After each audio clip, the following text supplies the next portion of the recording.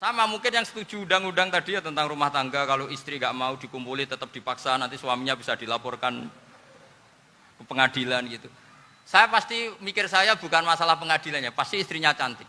Kalau jelek kan nggak mungkin dipaksa. Ini ketularan. Jadi saya cara berpikir tuh, jadi tak pikir lucunya saja, bukan pikir serius. Ketularan ya sudah ketularan ini. Karena keburukan itu mudah nular.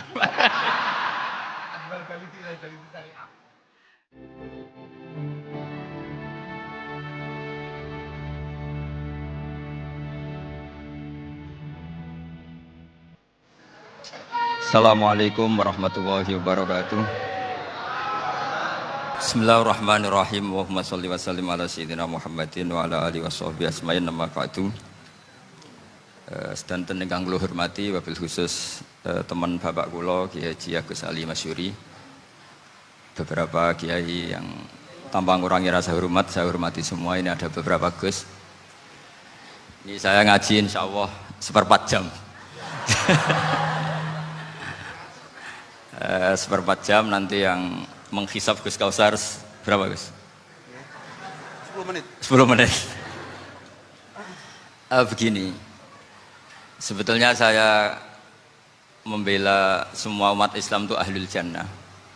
Karena saya ini ibarat marketing. Kalau orang Kristiani itu kan setiap orang mati sudah tenang bersama Bapak di surga. Jadi kampanye itu menarik sekali.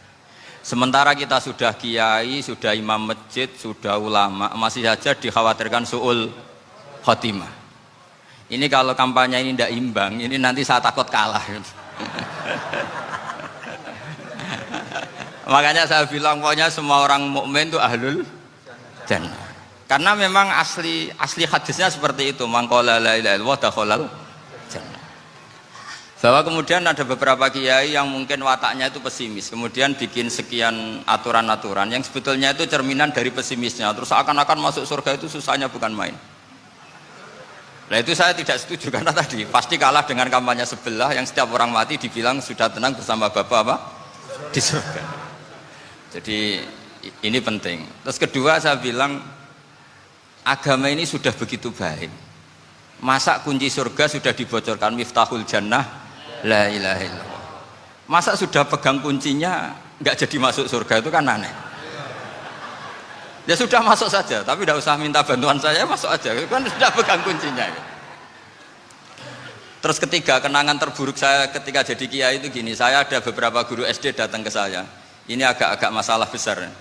Gus, boleh nggak buka ujian nasional yang masih disegel?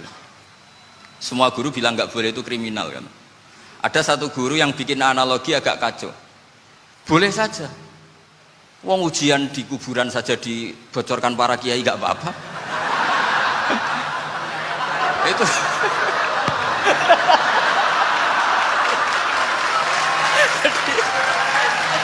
Tapi ini kriminal ya. Perhatian kepada kiai, nggak boleh memukul pemateri.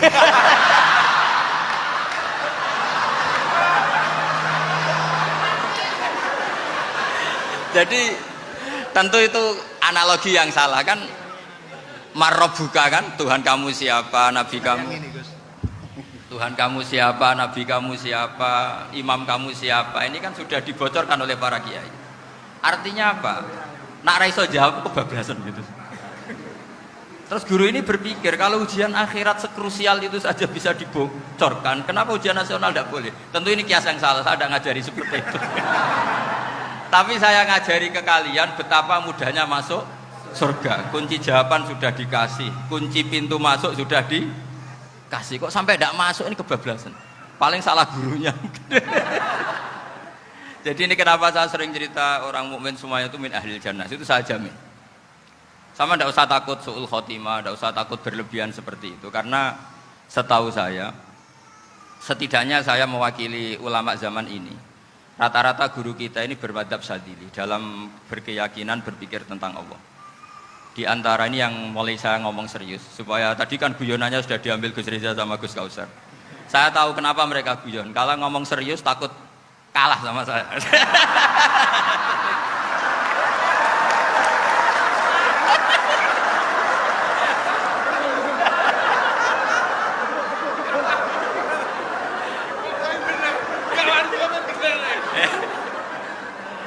Karena saya ini sudah terkenal pemikir serius, jadi artinya itu satu kepintaran mengalihkan. Ya, oh ya, sudah itu satu kecerdasan. Tidak hanya ngalim tapi betul cerdas. Betul cerdas. Jadi itu bukti beliau-beliau ini cerdas itu. Saya berpikir begini, ini madhab Syadzili. Kita semua tentu Syadzili karena kita semua ngaji kitab hikam. Kita tahu kitab hikam itu muridnya Abul Abbas Al-Mursi. Abul Abbas Al-Mursi muridnya Syekh Abil Hasan apa? Asy-Syadzili. Saya masih ingat betul makalah itu dan saya ulang-ulang. Setiap saya ngajar di sarang saya ajarkan itu. Kilali kata Abul Hasan Asy-Syadzili, saya pernah dapat hatif, dapat semacam ilham. Apa makna min syarril waswasil khannas? Itu kata beliau dijawab oleh hatif itu. Hatif itu nggak perlu diterjemah tadi ada karena tadi diajarin itu. Apa yang dihidupkan itu nggak perlu dijelaskan. kata hatif tadi, waswasun yadkhulu bainaka wa baina habibika. Yunsika altofahu alhasanah wa yudzakiruka af'alaka asai'ah wa yukassiru indaka dzatas shimal wa yuqallilu indaka dzatal yamin liya'dila bika an husni dzanni billah ila su'i dzanni billah. Jadi yang dikatakan waswas adalah kamu digiring untuk hanya ingat sisi-sisi kamu yang negatif, dilupakan bahwa Anda punya sisi-sisi yang positif. Misalnya seperti ini, mungkin secara fikih tadi banser-banser tegas, wah ini masalah lelaki perempuan dipisahkan gini-gini. Tapi kenapa Ghazali bilang ya sudah gini gak apa-apa. Sebetulnya ada rukhsah itu karena ini di depan umum. Yang paling pantangan Nabi itu la yakhluwanna rajulun bimra'atin. Ini ada yang menjaminnya gitu. Malah khawatir saya di sini dipisah tapi setelah berduaan nggak bisa. Jadi toleransinya karena ini di depan umum. Itu masih ada toleransinya. La yakhluwanna rajulun bimra'atin. Begitu juga ketika kita dosa, misalnya kita dosa. Orang Islam setiap dosa itu pasti ingat salahnya, terus kemudian istighfar. Dan ketika satu kebaikan dibandingkan keburukan, itu kata semua ulama, karena sayi'ah itu bernilai 1, kebaikan bernilai apa? 10. Itu masih surplus berapa? 9. Jadi itu cara berpikir Abul Hasan Asy-Syadzili. Kenapa kamu harus berpikir positif tentang Tuhan? Sekali berpikir tentang negatif, itu bahaya betul. Misalnya begini, kamu berpikir tak rewangi jadi kiai, sujud, rukuk, ternyata aku tetap mlebu neraka. Gunane apa? Itu menurut saya kan nggak punya akal. Sujud itu satu kelaziman menghamba kepada Allah. Normalnya seorang hamba itu ya sujud. Kemudian gara-gara kamu ingin masuk surga, terus logika kamu dibalik. Gunanya apa saya sujud? Ternyata saya masuk neraka. Itu pertanyaan yang benar-benar bodoh dan itu menjadikan Allah benci. Logikanya dibalik begini.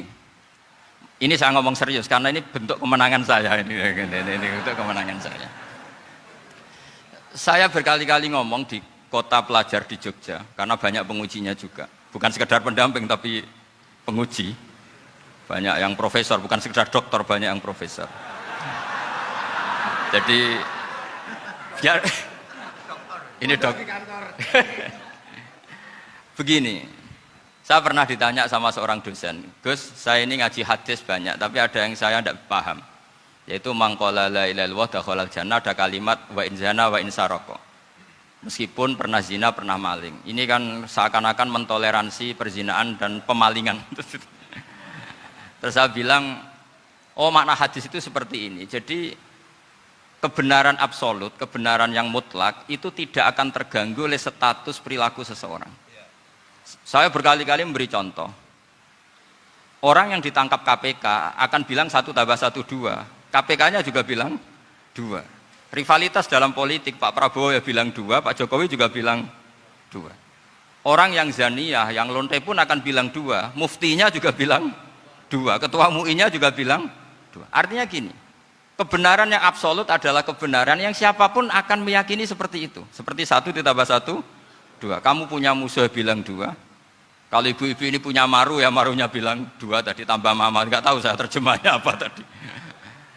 Nah, kebenaran yang absolut itu kebenaran yang siapapun pasti mengakui. Dan uniknya begini, saya pernah ngaji acara himmah, acara pondok sarang di Demak. Kalau kamu bilang 1 + 1 menjadi 2, untuk mengatakan 2 itu kamu butuh hadiah enggak? Mereka semua jawab enggak. Kita semua enjoy saja mengatakan tembok itu putih. Kenapa? Karena memang putih. Kita mengatakan 1 + 1 2 karena memang kita tanpa presentasi dapat hadiah, dapat penghormatan. Kenapa untuk mengatakan Allah itu Tuhan, kita butuh surga? Memangnya kalau tidak ada surga, Allah tidak jadi Tuhan? Ini problem orang soleh-soleh yang terlalu pesimis. Makanya nanti orang-orang soleh itu masuk surganya berat. Tapi kalau orang alim lebih gampang kira-kira seperti itu. Iya, karena kan imannya lebih bagus. Dalam hadis qudsi, Allah ini yang dibuli orang-orang soleh. Laulam akhluk jannatan wala naron alam akun ahlan an uto'a, dalam hadis qudsi itu. Kalau saja saya tidak menciptakan surga dan neraka, apa saya tidak jadi Tuhan yang perlu ditaati? Apa kalau kamu tidak saya kasih uang 1 juta terus bilang 1 tambah 1 11? Enggak kan? Tetap bilang berapa? 2. Kalau kebenaran absolut yang 1 tambah 1 kamu bilang 2 meskipun tanpa mendapat hadiah. Kenapa untuk bilang Allah Tuhan kamu butuh hadiah surga? Itu kan serah ikhlas belas. Makanya saya terus mengajarkan ikhlas. Ikhlas itu bisa dilatih dengan akal, dengan pikiran, bil ilmi lah. Harus dilatih.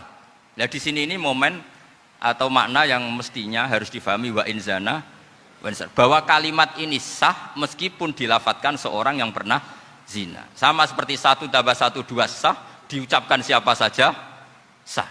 Dan siapapun akan mengucapkan itu secara ikhlas. Ini penting saya utarakan.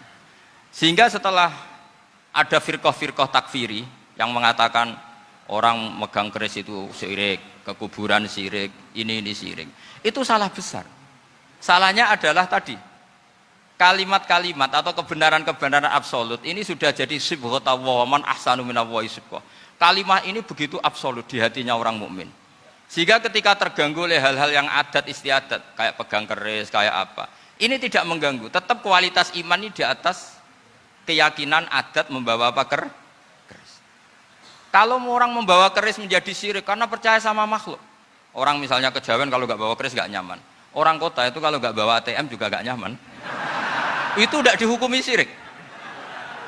Kamu pergi lupa bawa HP nyaman enggak? Enggak, kenapa enggak dihukumi syirik?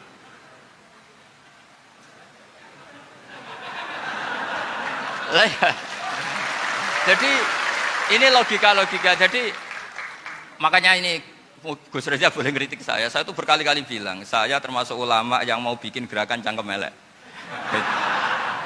Karena nanti kalau saya nisbatkan ke Rasulullah itu tidak pantas, karena Nabi ahsanan nasi khalqau wa khuluqa. Tapi saya siap jadi bempernya Rasulullah Shallallahu Alaihi Wasallam. Pernah ada diskusi di Jakarta, ini kisah nyata.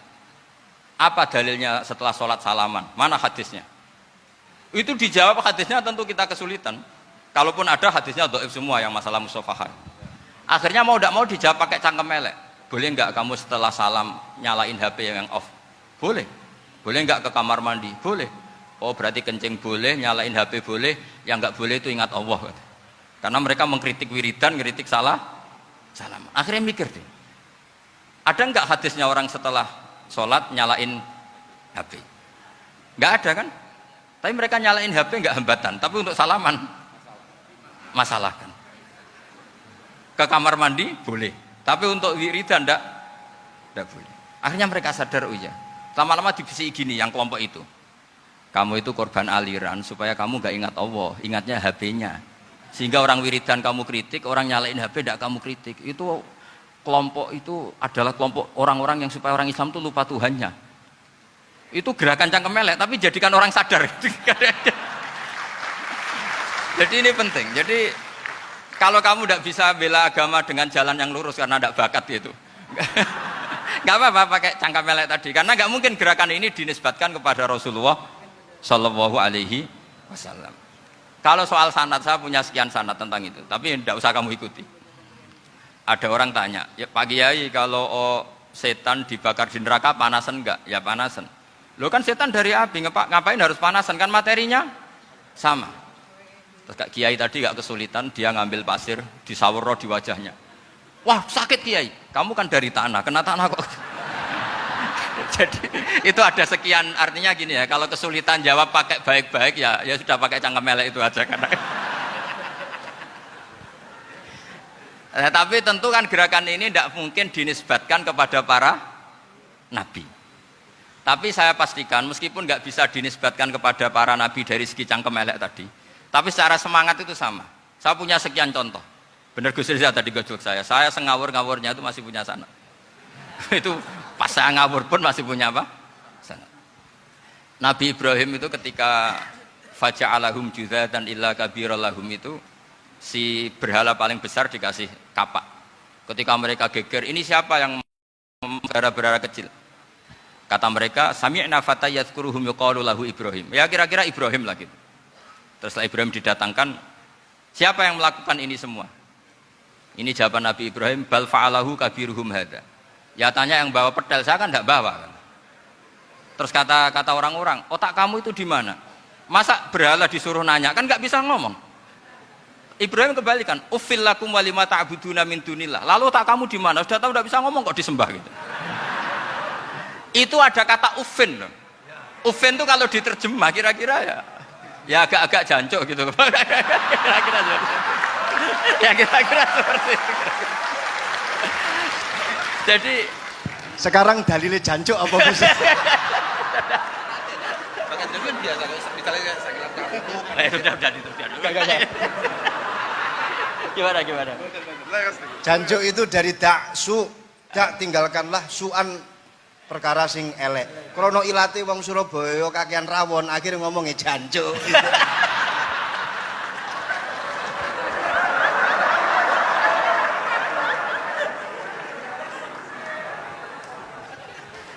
Jadi mulai dulu melawan kebatilan itu harus pakai logika yang vulgar. Karena memang nggak mungkin dengan bahasa-bahasa priayi itu nggak mungkin. Dan ini penting saya utarakan. Nah, kalau nanti nggak mungkin dinisbatkan kepada Rasul karena Nabi adalah ahsanan nasi khalqa wa khuluqa, kita yang ngambil alih saja. Gus Reza, saya, Gus Hasan ini cara cangkem elek kan pantas. Luas. Selain bakat ya sudah natural. Karena memang itu cara kita menjelaskan kebenaran. Saya ulang lagi, itu cara kita menjelaskan apa? Kebenaran. Mau tidak mau. Saya pernah ditanya sama seseorang, Gus, beberapa nabi itu kan poligami. Poligami itu bukti hiperseks. Karena yang tanya itu orang nasionalis, nggak pati senang Islam.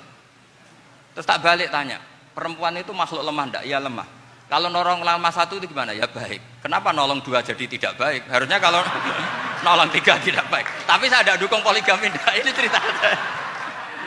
Setidaknya mereka jadi ingat. Saya itu pernah ditanya agak-agak orang ateis. Dia benci Islam tapi neliti Islam. Pertanyaan kedua, kenapa dalam perang itu seakan-akan Nabi itu perampok? Hartanya orang kafir disita kemudian menjadi ghanimah. Itu kan kayak ngerampok. Terus saya tanya gini, kalau ada penjahat ke rumah kamu kemudian pakai senjata api, setelah kamu ringkus, itu senjata api kamu kembalikan apa kamu sita? Oh ya saya sita, kalau tak kembalikan dipakai ngerampok lagi. Ya sama seperti itu, kalau kekuatan mereka dikembalikan akan dipakai kekuatan mereka lagi. Jadi ya lagi-lagi ini kemenangan orang serius.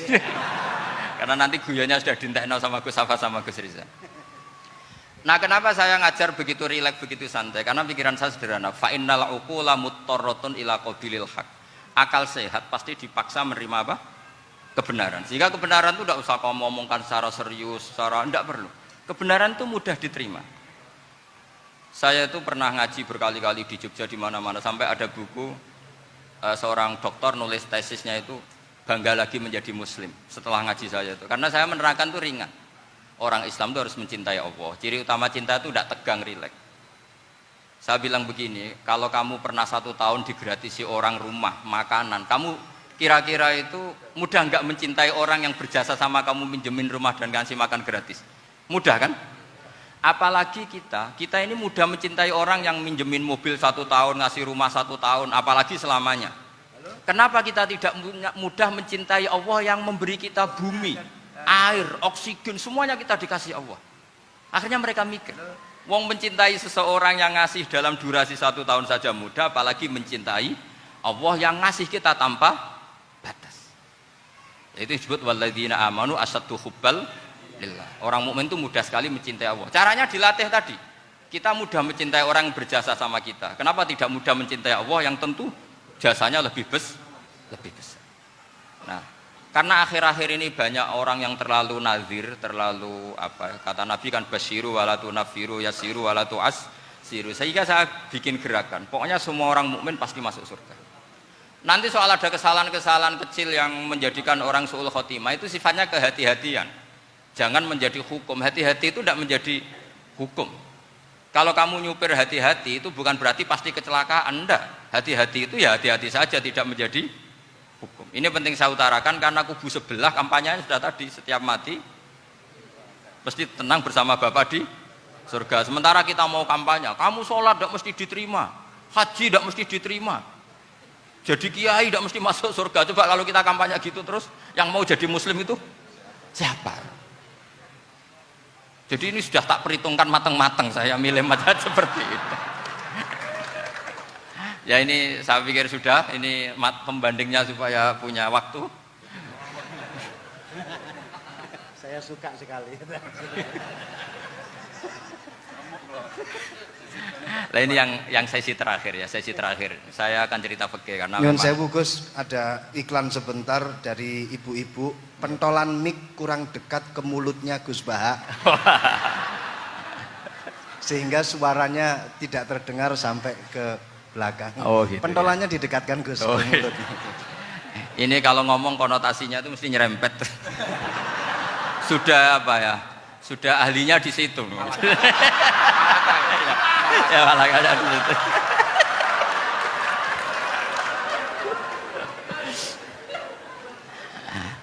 Dalam sesi terakhir saya cerita pentingnya pembanding. Imam Rafi'i itu yang ngarang kitab Muharrar. Kitab Muharrar ini adalah ringkasan dari kitab Al-Wasit. Al-Wasit itu karangannya Imam Ghazali. Al-Wasit sendiri ini khas ngaji NU, karena NU maknanya Nahdlatul Ulama, gerakan para ulama. Jadi kalau nggak ngerti alim-alim seperti itu ya ada NU. Sebenarnya sampai itu pasnya Nahdlatul Ummah, gerakan umat. Tapi kan sudah jadi partai politik Nahdlatul Ummah. Karena yang katakan NU itu Nahdlatul Ulama, gerakannya para ulama. Imam Rafi'i itu berpendapat sujud itu cukup pakai batuk, pakai jidat. Itu dalam kitab Muharrar. Wal asoh anna sujud yasihu mau cukup biwat iljabah. Ketika Imam Nawawi mentasih kitab Muharrar namanya Minhajut Thalibin, itu mengkritik Imam Rafi'i. Kata beliau, sujud itu untuk sah harus melibatkan 7 anggota karena berdasar hadis umirtu an asjuda ala sabati a'zumin, yaitu al-jabhah wal yaden warubaten wal qadamen, yaitu jabhah 2 tangan, 2 lutut dan 2 qadamen. Akhirnya saya ngecek di kitab asli, Imam Rafi'i termasuk Ashabut Tarjih dan Imam Nawawi. 2 orang ini khilaf. Kan nggak mungkin kita sebagai musahihnya, karena yang khilaf ini 2 ulama besar, satu Imam Rafi'i, satu Imam siapa? Nawawi. Kita tidak bisa hanya ngikuti Fathul Mu'in yang mengatakan idzakhtalafan Nawawi war Rafi'u kudiman Nawawi, tidak bisa, karena Imam Nawawi ini sering nginduk sama kitabnya Imam Rafi'i karena senior Imam Rafi'i. Setelah saya cek di kitab kitab asli Mamba ya, satu sumbernya semua mazhab apa? Syafi'i. Ternyata Imam Syafi'i nak ngedikan hanya begini. Wa uhibbu, saya suka setiap orang Islam sujud itu melibatkan 7 anggota karena itu aman, pasti sah. Tapi wayah tamilu, kata beliau, tapi mungkin saja sujud hanya watul jabah itu sah. Kenapa kata Imam Syafi'i? Liqaulihi sallallahu alaihi wasallam atau li du'aihi apa sallallahu alaihi wasallam fi sujud sajadalaka wajhi wa sam'i wa basari. Nabi ketika sujud itu hanya berdoa, ya Allah sujud kepada engkau wajhi wa sam'i wa basari. Nabi tidak menyebut wayadi warubati wa qadam. Sehingga saya berkali-kali bener kata Gus, saya ini pembela umat sing sujude 7 anggota ya tak lem pantes dadi Rais Suryah. Itu. Yang sujude bathuk tok ya tetap sah ngikuti mazhabnya Imam Rafi'i. Meskipun itu tidak saya anjurkan. Tentu tidak saya anjurkan. Alasannya Imam Syafi'i tadi, Rasulullah pernah berdoa dengan kata-kata sajadalaka wajhi, bukan diteruskan wayadi warubati wakoda.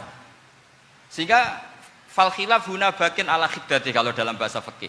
Khilaf biar tetap sesuai aturan khilaf masing-masing. Enggak perlu kamu menggugurkan pendapat Rafi'i yang mengesahkan sujud hanya pakai jabah. Ini penting karena tadi seperti saya katakan, yang sujud anggota itu ya masuk swarga mergo pintere. Sing nganggo bathuk tok yang mlebu swarga mergo gobloke tadi, karena aksaru ahlil jannah al-bulhu. Nah ini mazhab saya. Jadi saya itu ingin umat Islam itu baik-baik saja. Iya betul, mazhabin jenengan. Ya. Karena enggak Karena tidak mungkin lah kita tidak bela Islam di zaman akhir, tidak mungkin, karena di kubu sebelah kampanyenya sudah seperti itu. Kalau kita ngomong ikhtiyat, kiai ra mesti mlebu swarga, sing salat ngethuk ra mesti husnul khotimah, wah akan jadi repot. Saya ini pengagum teori ikhlas, dilatih bil ilmi, saya ulang lagi, dilatih bil ilmi.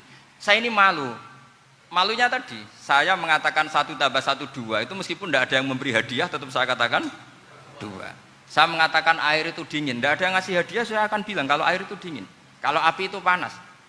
Untuk hakikat-hakikat seperti itu saja saya jujur tanpa ingin imbalan. Tapi ketika hakikat mengenai Allah kok saya minta imbalan surga dan neraka, ini apa-apaan? Kira-kira gitulah, Rois Suriah macam apa gitu.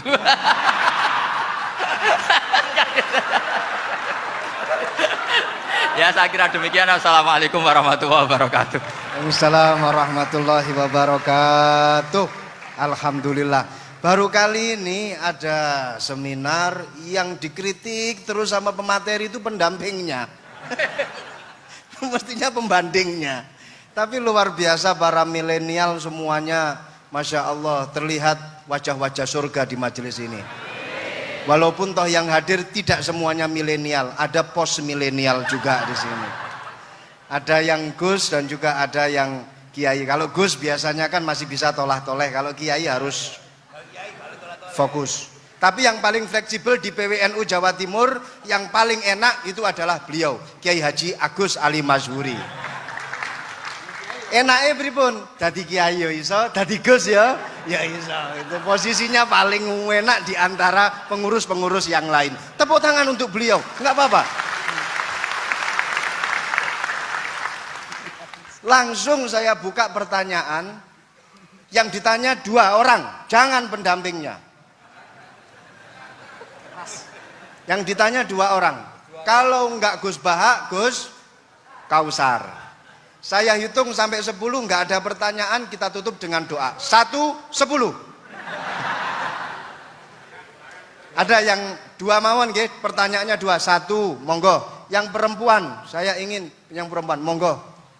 Sudah 2. Silakan.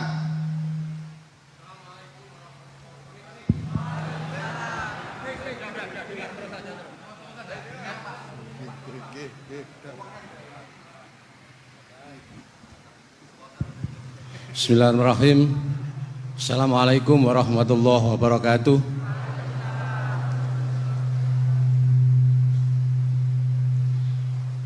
Yang saya ingin tanyakan kepada Gus Baha, saya itu sering ngaji lewat YouTube panjenengan Gus.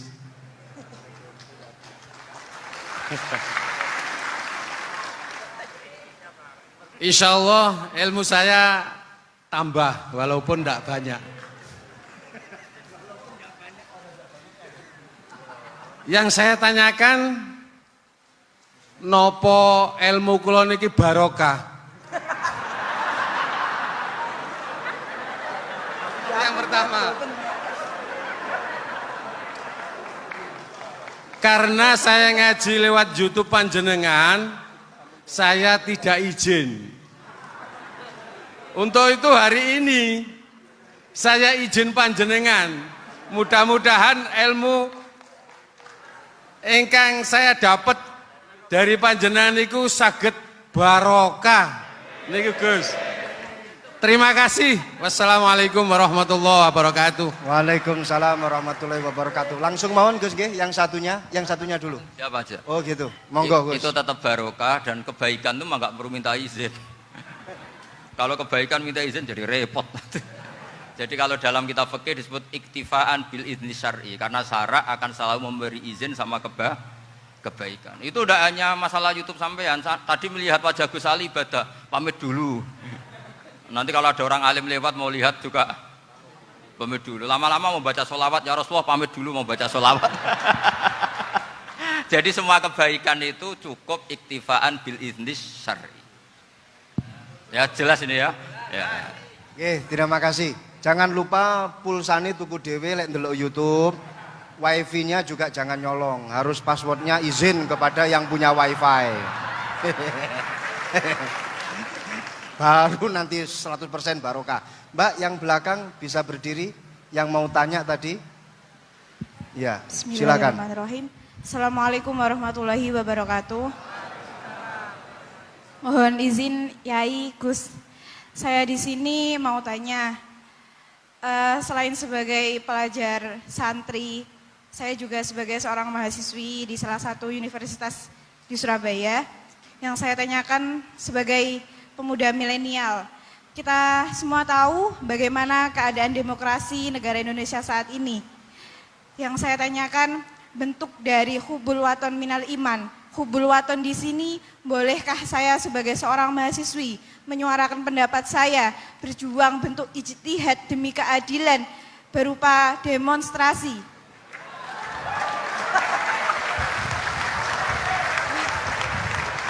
Ngapunten. Yang saya tanyakan di sini, bagaimana menurut Gus, apakah saya melakukan demonstrasi ini sudah baik atau sangat baik atau mungkin perlu dikaji kembali? Terima kasih. Wassalamualaikum warahmatullahi wabarakatuh. Hubungan antara demonstrasi dan hubbul wadon minal iman.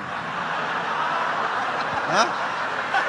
Oh ya, hubbul waton minal iman. Monggo Gus.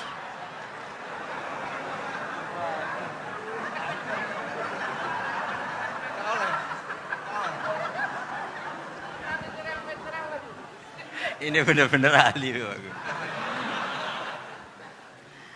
Begini kan, demonstrasi itu kan makna pokoknya itu kan apa? Memperlihatkan. Makanya demonstrasi kekuatan maknanya ya show ya, memperlihatkan satu apa? Kekuatan. Sehingga kalau dalam Islam itu ya fleksibel, asal itu tidak merugikan orang lain, tidak anarkis, tidak mandorot bagi kelompok lain tentu boleh. Bahkan kalau tidak apa? Menyuarakan suara kita tentu dengan cara-cara yang tetap islami ya, itu malah kita disalahkan karena berarti tidak ikut bertanggung jawab terhadap proses bernegara, tapi tentu disuarakan secara konstitusional dan secara baik. Kemarin pas demo di Jogja yang ramai itu masalah rancangan KUH itu, rektor UI juga ketemu saya, pamit Gus mau demo ya tapi yang baik dan sopan karena begini ya, di Quran itu ada ayat walau la daf'uhinna safa'atuhum bi ba'dil fasadatil ard. Jadi kekuatan manapun itu harus dikontrol. Tentu kontrol itu macam-macam. Tapi tentu saya ulang lagi, jangan anarkis, jangan melakukan sesuatu yang kontraproduktif.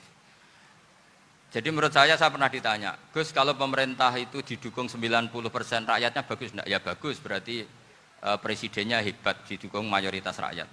Kalau hanya 55 ya bagus. Presidennya biar tahu, biar hati-hati karena dipilih separuh lebih sedikit gitu. Lah kok bagus semua? Ya emang harapan kita sama Allah semuanya baik semua kata saya gitu. Jadi susahnya apa sih kita melihat sesuatu itu, asal agama ini kan gampang, asal tidak maksiat itu baik. Asal gak maksiat itu baik. Makhuyira Rasulullah bina amroini lakhtaro aisarohuma malam yakun isman. Jadi demo itu bukan, nah kalau demo yang diharamkan sebagian fatwanya ulama tentu yang maknanya yang anarkis. Kalau yang dihalalkan tentu maknanya yang tertib. Itu biasa dalam hukum fikih. Rasulullah ngendikan A, mahmalnya seperti ini. Rasulullah ngendikan B, mahmalnya seperti ini. Karena kadang ngendikanin Nabi cara zahir itu berlawanan. Misalnya Nabi ditanya, amal paling baik apa ya Rasulullah? Nyaur utang gitu. Karena biasa yang ngemplang mungkin yang tanya itu tukang. Tapi kadang Nabi jawab birrul walidain. Kadang jawab as-sholat li awwali waktiha. Karena penanyanya ini beda. Enggak tahu sholat. Gimana? Cintakon enggak tahu sholat. Ya, cintakon enggak tahu sholat kata beliau. Kan gitu. Jadi ini penting saya utarakan karena zaman Nabi itu ya biasa Nabi misalnya ngendikan sesuatu itu. Terus ada juga sahabat yang memperlihatkan pendapatnya. Tapi tidak niat bantah. Masyhur itu dalam tarikh. Saya beri contoh yang masyhur itu. Nabi pernah sholat duhur itu 2 rakaat. Sebagian riwayat mengatakan asar, tapi yang lebih kuat itu duhur. Setelah 2 rakaat Nabi sholat, itu akabirus sahabat papan atas itu tidak ada yang ngendikan karena mereka sopan semua, tahu etikal. Setelah Nabi pulang sudah dekat pintu, ada sahabat yang berdiri. Ya Rasulullah, aku siroti sholatu amnasita. Ini sholat model kosor, apa engkau lupa? Tapi sahabat yang nggak tanya, ini niatnya malah lebih agak-agak buruk. Baguslah kalau sholat terbaru 2, berarti besok ya 2. Karena pakai teori nasah mansuh, berarti hukum itu pakai yang terbaru. Jadi gayanya tidak tanya, tapi lebih sama. Mungkin yang setuju undang-undang tadi ya tentang rumah tangga, kalau istri nggak mau dikumpuli tetap dipaksa, nanti suaminya bisa dilaporkan ke pengadilan gitu. Saya pasti mikir saya bukan masalah pengadilannya, pasti istrinya cantik. Kalau jelek kan nggak mungkin dipaksa. Ini ketularan ya. Jadi saya cara berpikir tuh, jadi tak pikir lucunya saja, bukan pikir serius. Ketularan ya, sudah ketularan ini. Karena keburukan itu mudah nular.